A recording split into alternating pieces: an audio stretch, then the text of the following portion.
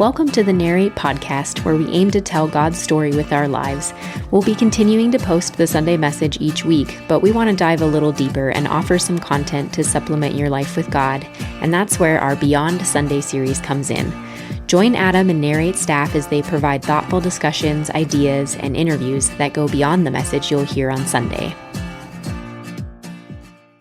So I'm sitting with Kristin Baker, who got baptized just a few weeks ago, which was so fun and so awesome. Been getting to hear your story and see Jesus in you for months now.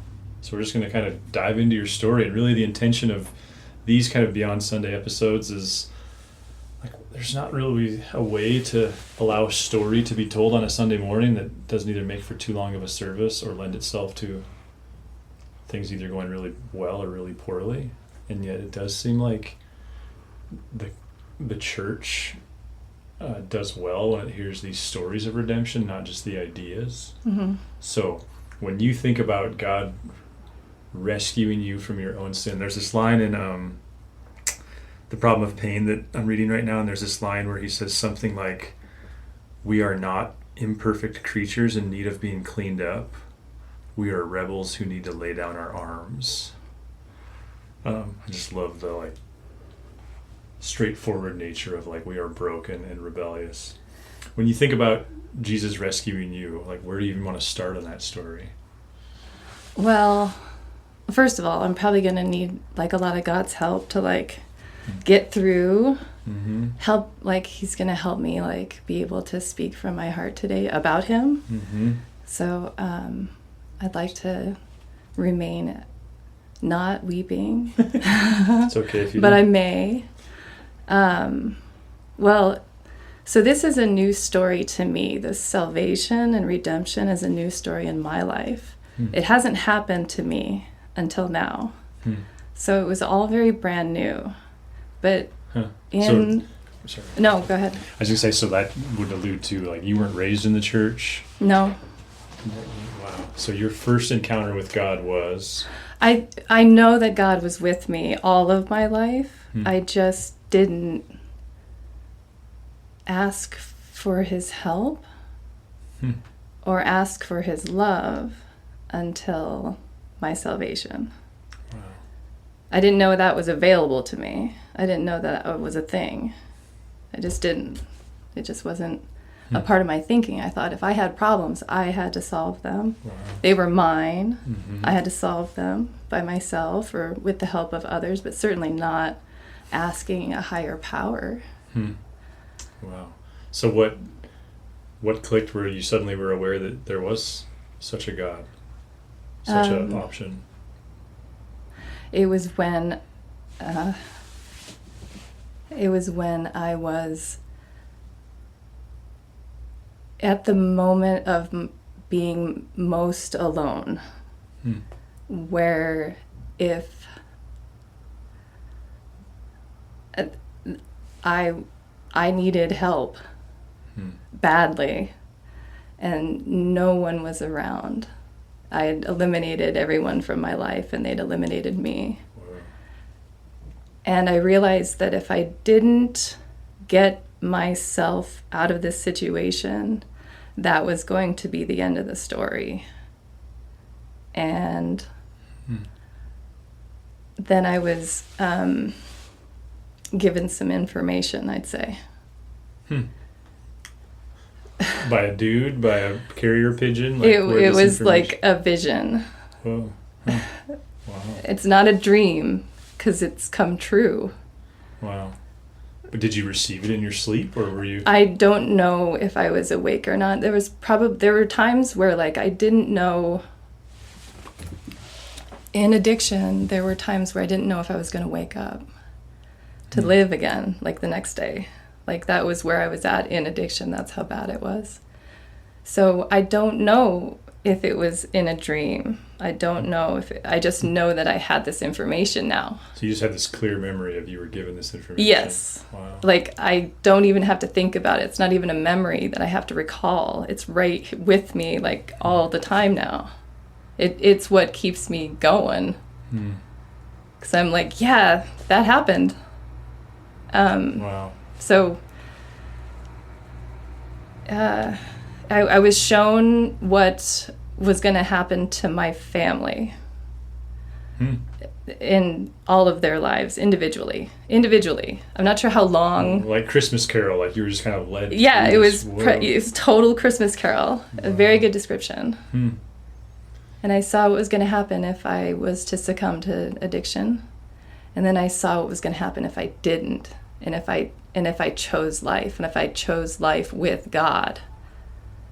That's the information. Wow. Like, I don't know how.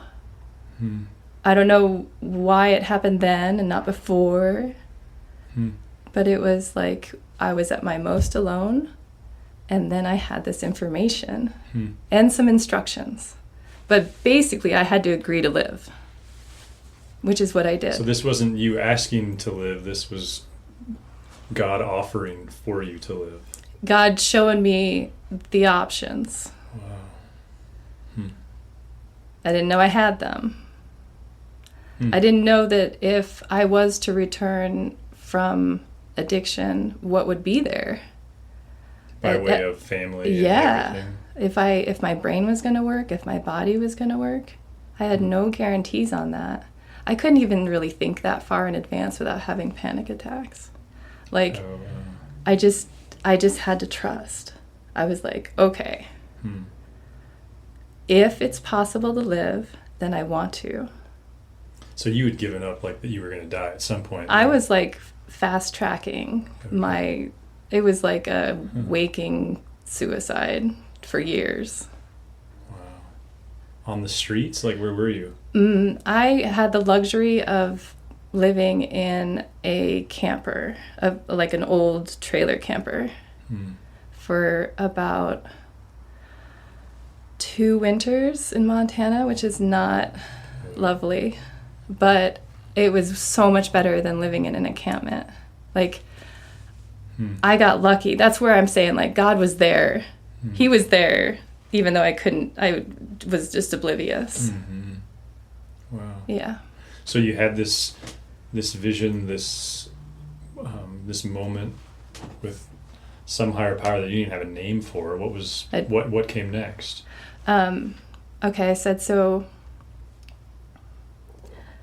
I had to agree to live. I said, okay, if this is possible, if it's possible, if what you showed me, so it was the either or, right? The what's going to happen to my family if I die, what's going to happen to my family if I live. And that was the biggest thing for me. I was most concerned about my family.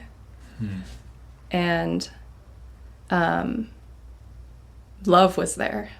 That's what I was sort of promised in this vision or whatever, is that love was there, that if I chose life, I would have love. And I was like, okay, that sounds great. I don't know how this is going to happen, but let's do it. But then I had to listen.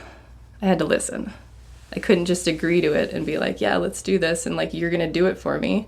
I had to listen, and it came across as the most unemotional, straightforward information, like this Christmas Carol thing like that I got. Moment by moment or day by day? Yeah, so it's all very blurry, because when I received that Christmas, we're just going to call it the Christmas Carol vision, I was still in addiction. So I really can't tell. So you're continuing to use. Yes. Yeah. Like, I was addicted. I couldn't not use. Like, I couldn't not use. That's like with alcohol, you're locked in at some point. If you go off of it, it's really dangerous for your heart, your cardiovascular. Like, you can have seizures. Like, I was scared to go off of drugs because of that, drugs and alcohol. Like, I didn't know if it was going to kill me to get off of those things. I see. So the information that I got next, I was like, okay, what do we do?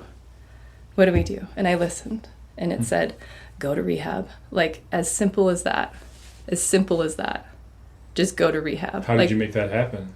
I had a friend who had given me a pamphlet, and I had the pamphlet, like, pretty much just in the same vicinity that I was in. All I had to do was kind of look around for a minute, and I found the pamphlet.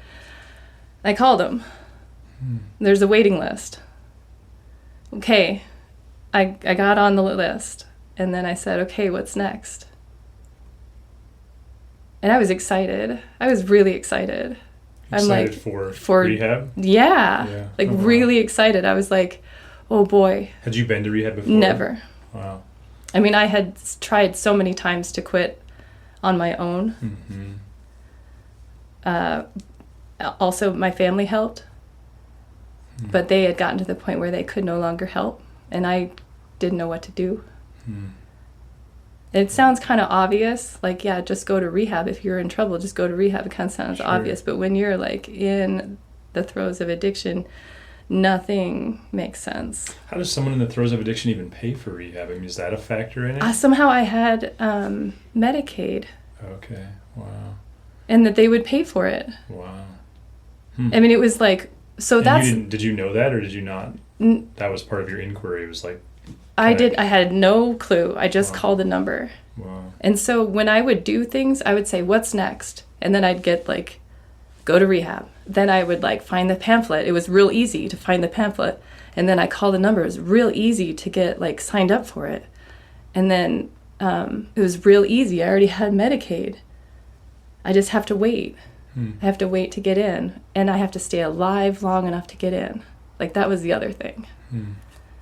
And so I was like, okay. And for you, that mean you had to continue to use. I had to continue to use. Even though at this point you're like, I'm done using. Yeah. And at that point, I was really scared about going to sleep most nights. Because I just didn't know if I was going to make it. Yeah. And so the next thing, so I was like, okay, made it and got the check. Rehab established. Going. I got a date. Now what? I got to make it to that date. What's next? Call your mom. Call your mom and tell her you're going to rehab. And I was like, what? And I did. Wow. And what was her response? Well, I told her, I said, Mom, you're never gonna unhear that what I have to say next. But I'm addicted to drugs and alcohol. And I'm going to get help. And I've already established that I'm going. I just need to let you know that I love you and that I'm going and I'm going to be safe in that place that I'm going and I'm going to get help. And I need to let you know that that's where I'm going. And then she just accepted it. Like she just accepted it. Like I just told her like, hey, this was news to her? Yeah. I had been I blackout communication from my family for like 3 years. I did not want them knowing what I was doing. I thought it would hurt them. Wow. I thought I was doing better by not communicating with them because I wouldn't necessarily like, I don't know, ask them for money or hurt them by saying like, yeah, I'm good, but I'm not. I didn't want to lie to them. Wow. So I like kept my distance from them. In hindsight, were they oblivious or were you No, just they kidding knew. yourself? Okay. They were really worried about me. Okay. And that was a conversation I had to have with them later. Like, they were hurt by that. I don't think there's any way you can like be an addict and not hurt people.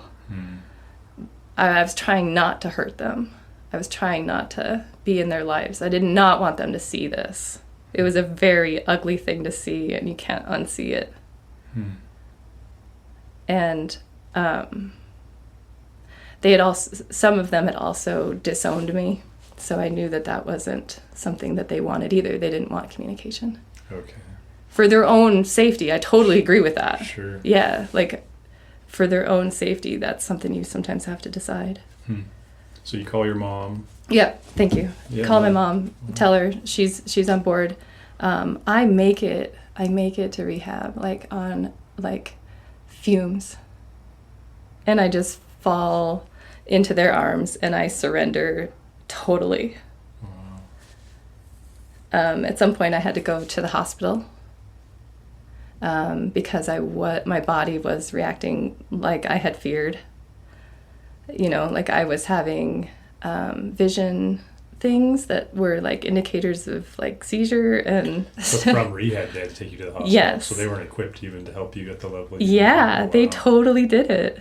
And that was easy. Huh. And the whole time I was just surrounded by people that were in place to do exactly what I needed at the time. Like, it took probably 200 people to get me sober. Wow. Professionally.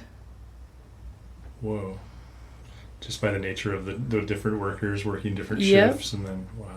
From hospitals to just the staff in all those departments, hospital to rehab center. How long was your rehab? 60 days. Whoa, that's a long time. It should have been 90, but I saw some stuff there that I wasn't... anyway, later conversation, I think. Okay. About the functionality of rehab currently. And its ability to do what it promises versus what it's capable of, because there's a lack of staffing and stuff. Anyway. Yeah. Okay. So you came out of rehab. So came out of rehab. Which is like... Well, first of all, I asked, is it okay for me to go? Go from rehab. Like, God, I asked God. Yeah. And it was like, yes. And then I was like, cool. And I had some momentum. I was very, very excited about returning home, because the first thing I wanted to do was start this loving process again with my family. So I get to where I'm living. So I have shelter. I wouldn't call it a home, but I had shelter. That you had arranged, or someone else? Yes. Okay. I had arranged it prior so that it was safe from drugs and alcohol. Like, I wasn't around other people doing it. It was a safe place to recover. It wasn't necessarily like a functioning home. So there was some things there. Okay. But it's fine. It was better than the trailer. So much better than the trailer. Can't imagine. I had a bathroom or a toilet. Wow. Yeah. So you got a shelter, and I said, okay, what's next? I'm like, you know, I feel like I'm on top of the world. Like, I did it. I'm sober, or whatever. I have like some pride, but I didn't necessarily recognize that I have some trauma that I am gonna now start to deal with. Because you're sober and feeling. And I have feelings that I haven't figured out how to deal with from like all of the 10 years that I was struggling. Anyway, so my next step was, okay, so I said, okay, what's next? And God said, or the Holy Spirit said, start communicating with your family. And I did. And it was a lot for them. And it was very challenging for them to hear from me after nothing. They thought I was dead. My twin sister said, I would think because we're twins, I would have felt you pass away. And I hadn't felt you pass away, so I figured you're still alive. But that's all she had. That's all she had. Wow. And I'm coming out of there going like, guys, I'm sober. Woo, family reunion. Yeah. Just oblivious. They're like, hold on. They're like, hold on. And I'm like, where's my daughter? Where's my daughter? I want to love her. I haven't had a chance. Not really understanding, like, she has some stuff that I gave her that we're still working on. Wow. So. But that was, so you weren't, even in rehab, they didn't prepare you for that your family would be, that was a surprise to you, that your family was, had their own hurts. I mean, they were saying, like, be gentle. You're going to be, in a way, asking for forgiveness. You're going to be, in a way, establishing, not in a way, you're going to be establishing trust. They have to believe you, that you are, one, sober, two, going to stay that way, for them to emotionally invest in you again. Yeah. And then you're going to have to put some time in with them, FaceTime, like real actual time to heal. And you're going to be a part of it, because I couldn't wait. I couldn't wait to heal. I couldn't wait to be a part of the healing that from the pain that I gave them. Like I'm pretty sure that's the joy in all of this, is that you get to be. There was, remember the Christmas thing? Like the Christmas thing, there was like, you're either going to be with your family or you're going to be not with your family. And if I was dead, I wouldn't be part of the healing. I would be a pain, that it would just be pain for the rest of their lives. That was part of what you were shown. Yes. Wow. They were going to have this, I was going to take love, like literal love, away from them and replace it with pain that I wouldn't be able to help them with. Wow. So now I'm starting this process with my family where I'm helping them heal from this. They would have never healed from this otherwise, because I wouldn't have been there to help them, to show them. They would have just had a hole. They would have just had to grieve, but they would have healed. Wow. And I'm doing that to this day. Wow. And I have all but one forgiveness in my family, all but one. And that one is the most important one. And I'm pretty sure God put the highest dangling carrot at the the most out of reach, so that I would follow through with all the rest of it. But my daughter is my true north. She's the one that I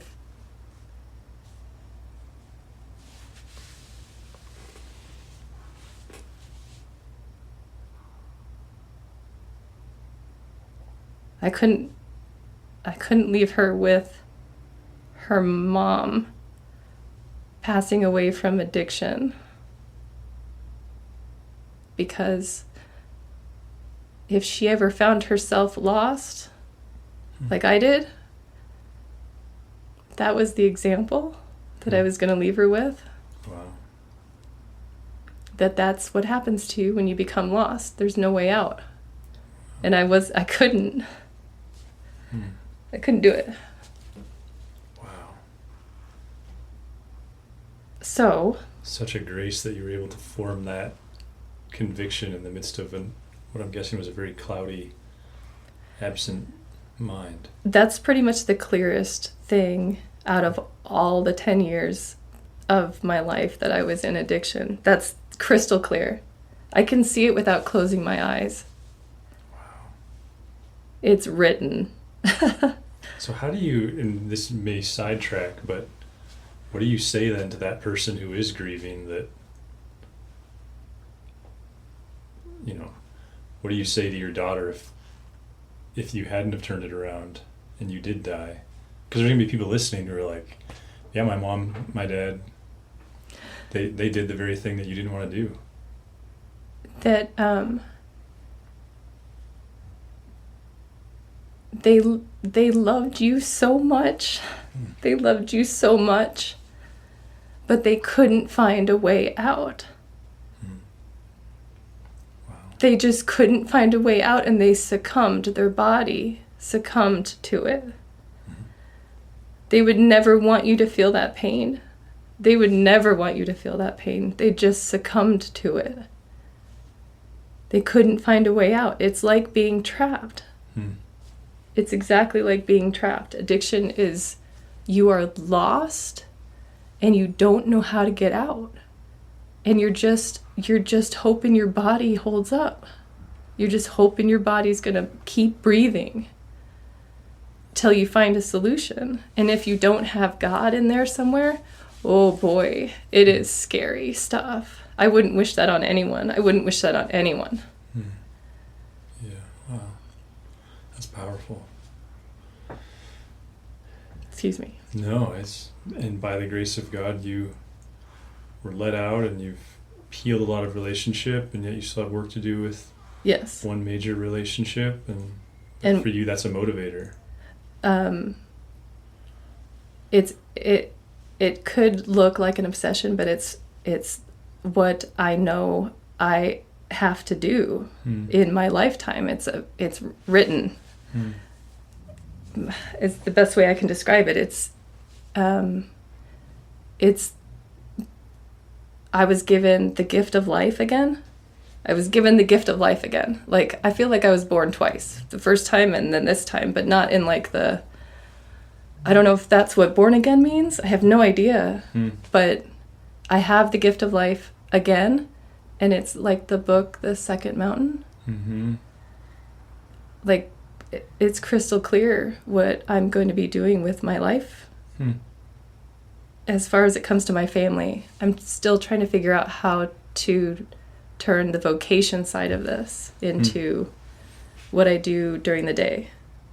Sure. For work or whatever. That piece hasn't been put together yet. No, I keep asking. Mm-hmm. And I keep asking God to show me how I can help him. Yeah. So it's still there.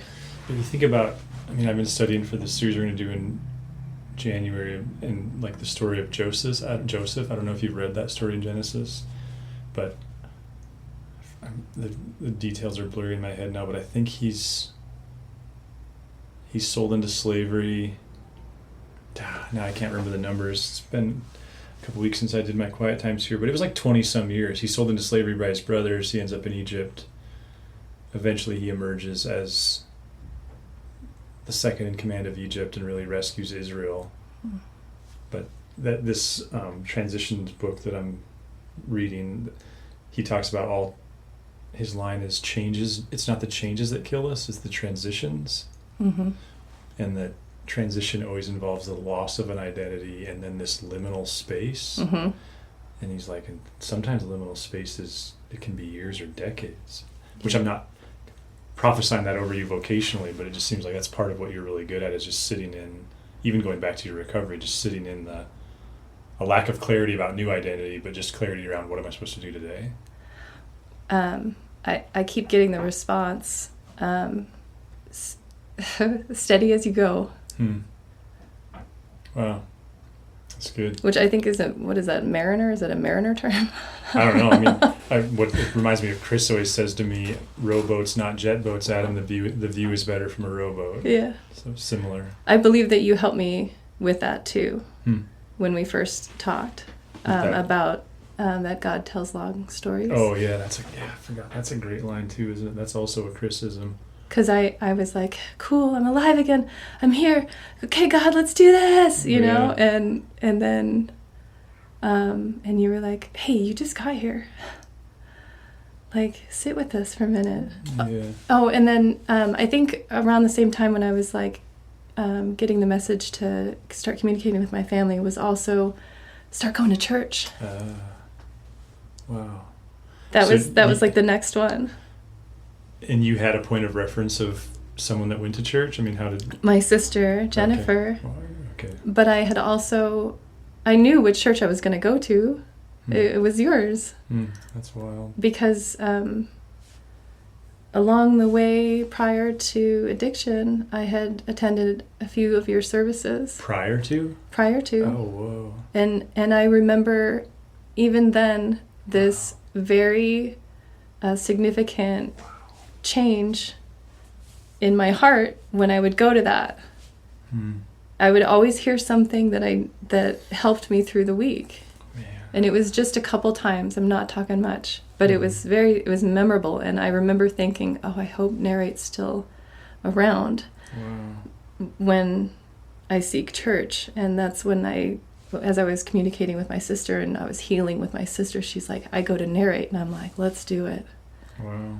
And so I hold her arm real tight in church and we sing God's praises and I mean it. Wow. It's so cool. Huh. It's just been a remarkable privilege to get to be witness. So and I think even within that slow down, I'm so grateful that my mentors early really had a disdain for language like on fire and zealous and those, because I do think that sometimes within faith, just like anything, you'd be like, push super fast and then it's not sustainable. Well, I learned that with my family too. I was like, let's heal. Yeah. And they were like, whoa. And we had to go super slow. And it almost, but at the same time, the slowness allowed for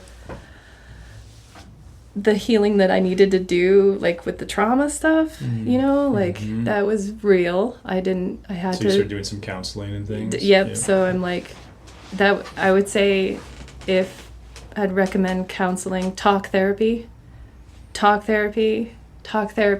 Find yourself the unicorn therapist for you. Luckily again, go to therapy was one of the things. That was one of the prompts. Yeah, it was the same time as go to church. Wow.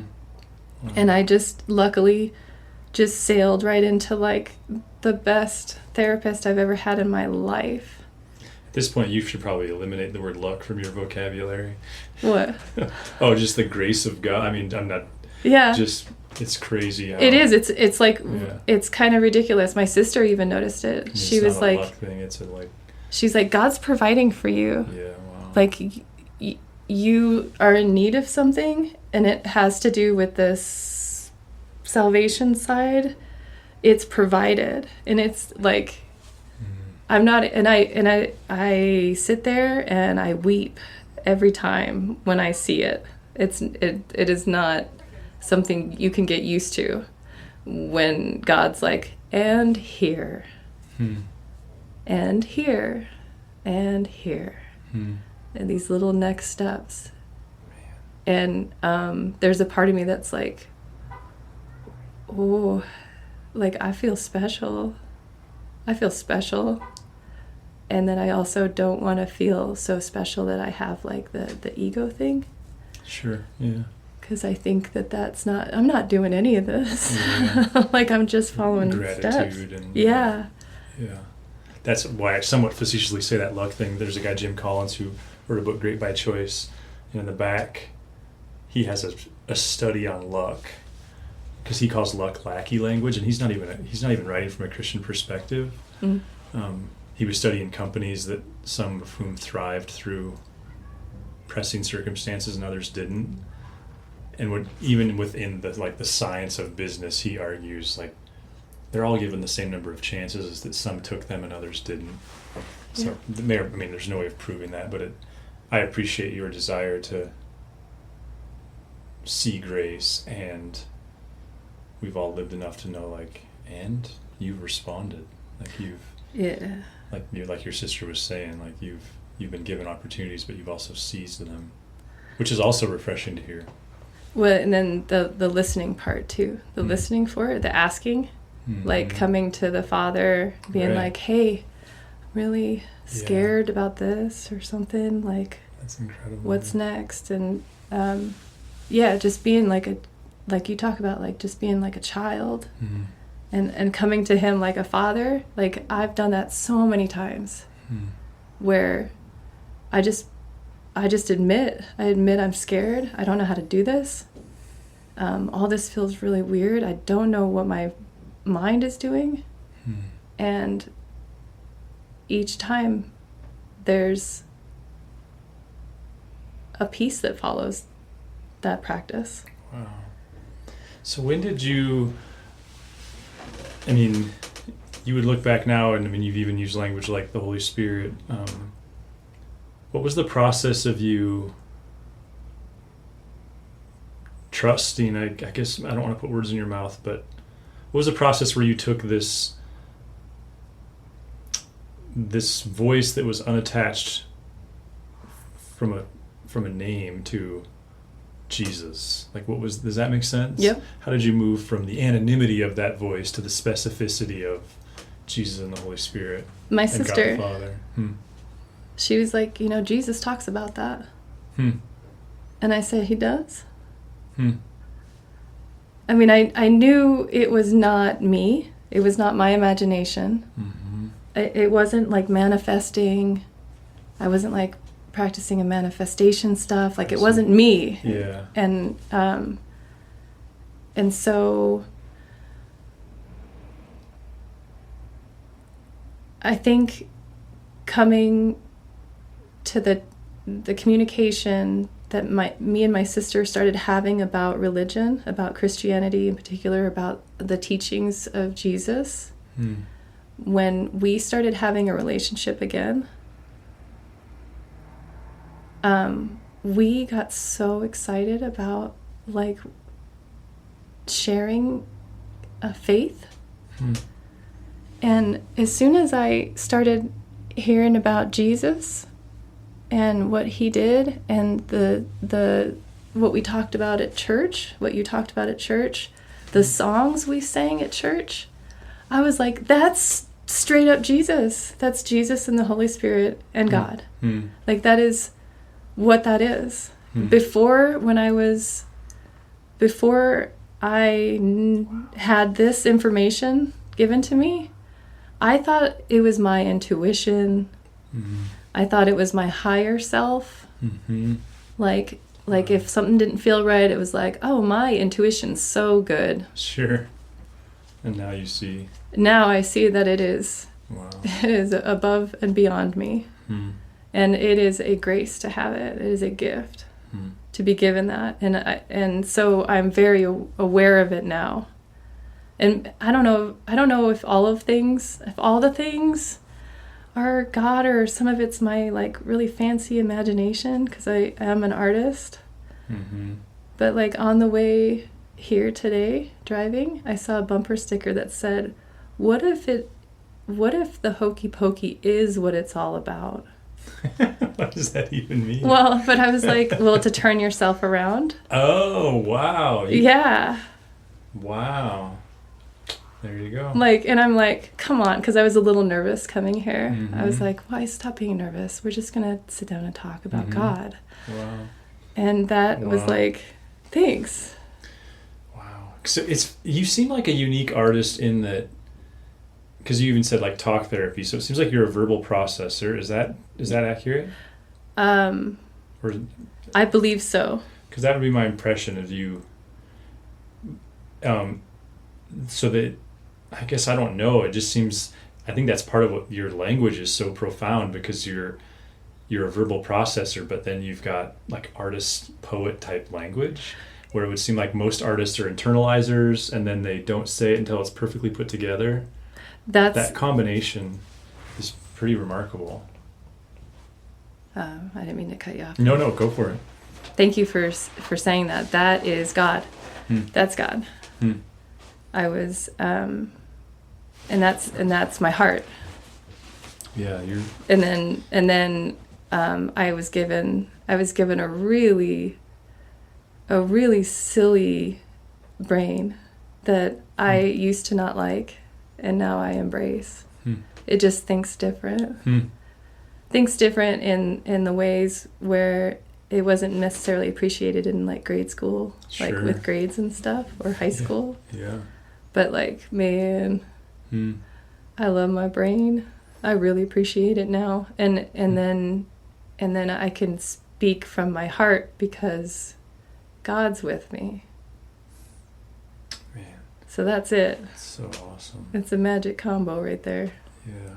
I'm not afraid to say what's in my heart, because it was a gift from God, so I will speak it. So today, like how do you best feed and foster and grow your relationship with God? What are the things that you find to be most useful? Like, what are to use a really technical term, like what are your practices that keep you going? When I wake up, I ask God what I can do for him today. Well, first of all, I say thank you for this life, that I'm still here. What can I do for you today? And then sometimes that gets a little bit like scrubbed over by like all the things that I like kind of have to do with work or whatever. Sure. But once transition times are hard. I can't pray well, all right, let's see. Let me start over. I acknowledge that I'm alive. I thank God for that. Then I ask what I can do for him today.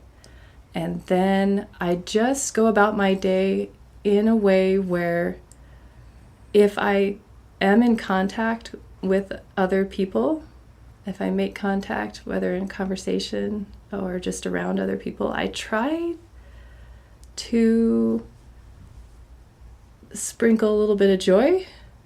It's not all the time. I'm not saying I can do that all the time.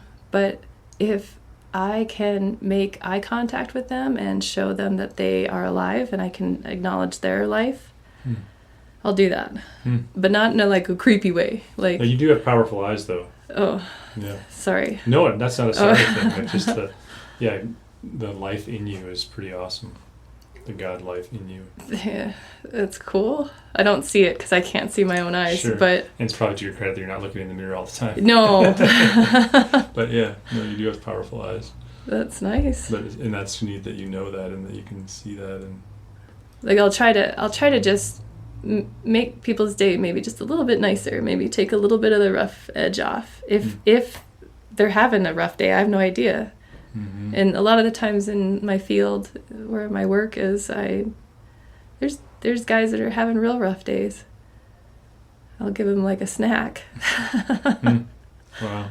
And then, and then probably after that, then I just head up into the woods and I just hike. That's your evenings? I have to. Huh. The exercise is where I connect. It has to be outside, where I connect with God. I usually pray to the 4 directions. I mean, I can't wait actually to get done with tasks so that I can then again plug in back in with God and be like, God, wasn't that cool today? That guy smiled. I saw him smile. He had a better day after that. And wow. Who can I? And then I think about people I can pray for. Wow. And it's kind of endlessly entertaining. And maybe that's me living in my imagination a lot. I don't know. Sounds very mystical and awesome. I mean, mystical in the not in the Christian mysticism is a real beautiful thing. And it seems have you read any of the mystics? I wonder if that would be a. I mean, all this stuff is brand new to me. And Teresa of Avila, and we should. I'll try to give you some resources there. But I wonder if. Yeah, we're so. Yeah, evangelical. We've not done a great job of celebrating the mystics, but there's some neat stuff out there, and it seems it makes sense with your art, the way you connect, even just your language around feeling and your ability to articulate feelings. So is that all post recovery, or can you look back and go that was part of me before I was an addict? My dad mentioned that I can speak well. Yeah. And this was maybe he noticed it prior to addiction. And then post-addiction, he said that I still can do that. Yeah, you're articulate, for sure. But that wasn't always the case. I don't know. It feels different, the way I communicated before versus now. I feel I used to have to communicate for work, and I'd have to sell ideas to people. I'm not selling ideas. This is different, what I'm telling you, what we're talking about. This is so profound, and it's been awesome to be a witness to. Yeah. I think one thing I'd like to say is that in the beginning of this conversation, I said that this is a new experience for me, this salvation, but it is written and very old. This is a very old thing to fall from grace and be saved and redeemed. Yeah. And I just happen to have experienced that in my lifetime. And it is entirely possible to be saved from addiction. It is 100%. I'm proof. And I think you can do it. You can do it however you want to, but I do believe it's it's easier and more meaningful and almost faster with God. And that I'm here today so that I could love and be loved. That's it. Yeah, which is That's so much different than the consumer producer narrative that we're otherwise offered. I chose to live for love. That's it. That's the most important thing. I think that's the most important commodity, maybe, that we are here and alive to produce and maintain and protect. I don't know why else we're alive. Yeah. Right, yeah. How does C.S. Lewis say it? God is love, but most of us, when we say that, mean love is what we mean is love is God. He's like, it's a really beautiful thing when we get that in the right order. Yeah. I mean, it's pretty amazing when you ask for help and you open your mind to listen and hear and see it. Yeah. It's right there. I mean, it's probably within like 20 minutes, I'd say. Well, yeah, because even your waking up routine it's essentially the Lord's Prayer, right? I mean, our Father in heaven, there's your greeting. Hallowed be your name. Your kingdom come. Your will be done. Like that, you're like, by the Spirit of God, you're praying that prayer, the heart of that prayer. And it's interesting too because I never had any of those words. Like I didn't have those words. What you just said. Wow. I just knew that I needed to like thank God for His gift of life. Wow. And then yeah, and just to be like, morning, let's go do some magic. Let's go get some good work done today. So do you have to like guard yourself to make sure that what I don't hear from you, but so I'm curious if it's there, is it seems like oftentimes people in recovery, there is this, you've got to guard yourselves from things that would push you back in.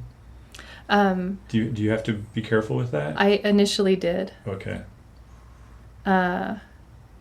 And when I would see these things, like sometimes I would just start sweating. Like it's physical too. Like I would I'd smell alcohol, or I'd remember it, like I'd see something that would remind me of a trauma from that time. And I would just pray through it. I'd say, I acknowledge what's happening right now. I understand that I'm feeling uncomfortable, like really uncomfortable. And I need a little bit of help getting through this. And helping me recognize that these are also moments where I can gain strength from. I can be like, oh, well, I got through that, didn't I? I got through that with God's help. So I don't need to be necessarily afraid of it anymore. I don't need to stay away. Like, I think when we you first... You don't seem fragile. Oh, that's nice to hear. Thank you. You don't feel fragile? I feel fragile probably on average, like maybe 30 minutes out of every day. Okay. Where I'm like, whoa, I don't know what I'm doing. And then I hug a tree or something. Fear is a major factor. Fear that leads to anxiety, like you were saying, is a major factor because I am scared of a lot because I'm like new. I'm like new again. I have this new life. I don't want to mess it up, of course. I want to be careful of things. But then I'm just like, come Holy Spirit, be with me. And within 5 minutes, so when I went to go to my daughter's house to bring, this could be off record or not, but when I went to go bring my daughter food, that was something she was allowing me to do because she wasn't feeling very good. And so I would go to her house, but I would get so nervous each time. I'd be like, oh, she's going to yell at me, or it's going to be something. And the time that I told you about where we hugged, I said, come Holy Spirit, let let it be what it needs to be. My arrival at her house. And she greeted you with a hug. Yeah, and I was calm. I mean, I've imagined this moment in my mind's eye. The amount of tearful, like, if you haven't seen someone you've loved in like 10 years, what would your I mean, it would just be a flood of tears. You'd fall to your knees. You'd like praise the Lord, and like, you know. So I've seen this in my mind's eye. Like, how am I going to react when my daughter actually does soften, and we can look at each other in the eyes. And I was calm. Like, God was with me in that moment. I was calm, and I was accepting, and I was embracing, and like, she hugged me, and I hugged her back, and she did not let go for like a while.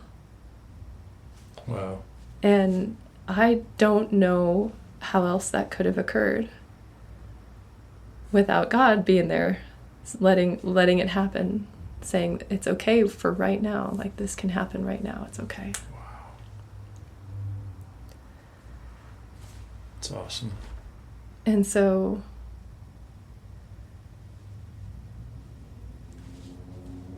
if I was to tell, that's the thing. That right there, what I just said about my daughter, was the thing that I wanted most. What I wanted most. Like, when I was in addiction, that's what I wanted most. That moment with her. Yeah. Yeah.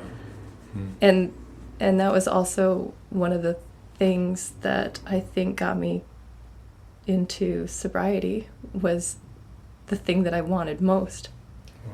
So I've told others this, and I don't know if it works or not, but one of the things that I think you can think about when you're in addiction is what you want most, because you're pretty much in agony the whole time. You're like, oh, my problems. But what do you want most? Like, most out of everything. And that if you get sober, you will actually get that. You'll get that. You will. Wow. It's powerful. I mean, just in its own grace that God gave you something to want. Yeah. And like, I wasn't completely emotionally dead. yeah. I could still feel what was the most important thing. Yeah, you think about I keep thinking about the long history of theological debate around, Calvinism and Arminianism, and this like, who moves. I mean, God always moves first. Most people tend to agree on that, but to what extent do humans contribute? And it's so awesome to see God's grace in your life, but it's also awesome to see you're responding. And I love the statement, like, God does everything, but do humans do anything? And your story is, yeah. But it's like easy. Yeah. He makes it really easy. Like, I don't know how much. much. Which is a grace. Yeah. Yeah. I don't, and maybe it's not easy. Maybe in like the different people have different settings for that. But I think it happened really easily for me, because I was asking, and I was listening, and I was responding. Man, I just can't wait to continue to see you in your recovery and growth, and see the story unfold. And someday maybe you're speaking on Mother's Day and telling this redemptive story of you and your daughter. Well, my therapist said something interesting, because I've talked about this with her, that we were going to talk. She's like, well, I bet Hazel would really like to hear that. Oh. Not that that's why I'm saying any of this. My whole point for being here is just to speak to God on this issue of salvation. Speak about God. So thanks, God, for letting me speak about this. And then also, thank you, Adam, for having the discernment to ask me to do this. Oh, man. No, this is, yeah. And then I also hope that what I've said from my heart may reach the hearts of others if it's helpful to them. Yeah. This is gold. Good job. Thank you. Thank you. If you'd like to learn more about Narrate Church, find us online at narratechurch.org. You can also look us up on Facebook or Instagram. Thanks for listening.